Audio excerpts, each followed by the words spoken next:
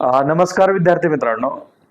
आज CP राधाकृष्णन साहेबांना उपराष्ट्रपतीची शपथ घेतली आणि साहजिकच महाराष्ट्रातलं राज्यपाल पद रिक्त राहिलं.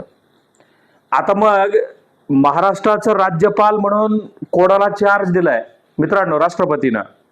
तर बघा, गुजरात राज्याचे राज्यपाल आचार्य देवव्रत यांना गुजरात आणि महाराष्ट्र अशा दोन राज्याच्या राज्यपालाचा कारभार पाहायचा आहे. मित्रांनो, संविधानाच्या 153 कलमामध्ये प्रत्येक राज्यासाठी राज्यपाल असावा अशी तरतूद आहे. आता मग राज्यघटनेत जर एखादी बाब असेल तर प्रत्येक राज्यासाठी राज्यपाल नेमणं अपेक्षित आहे.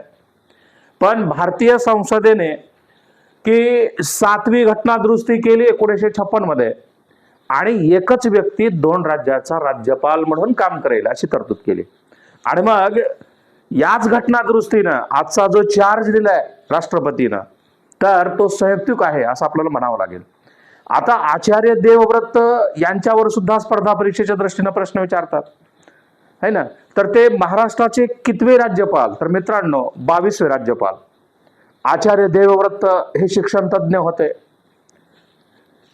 आणि जुलै 2019 पासून गुजरातचे ते राज्यपाल आहेत. जन्म पंजाबमध्ये.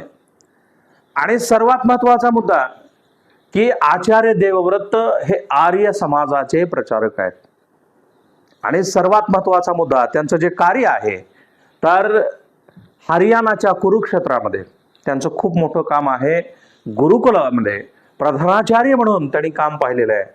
असे महाराष्ट्राचे आता 22वे राज्यपाल म्हणून आचार्य देवव्रत हे सध्या काम पाहणार आहेत.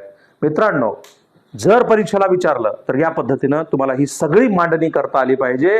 अशीच नवनवीन माहिती मिळवण्यासाठी आपलं नागनाथ उस्तुरे नावाचं YouTube चॅनल सर्च करा, सबस्क्राईब करा, लाईक करा, शेअर करा आणि बेल आयकॉनचं बटन दाबा.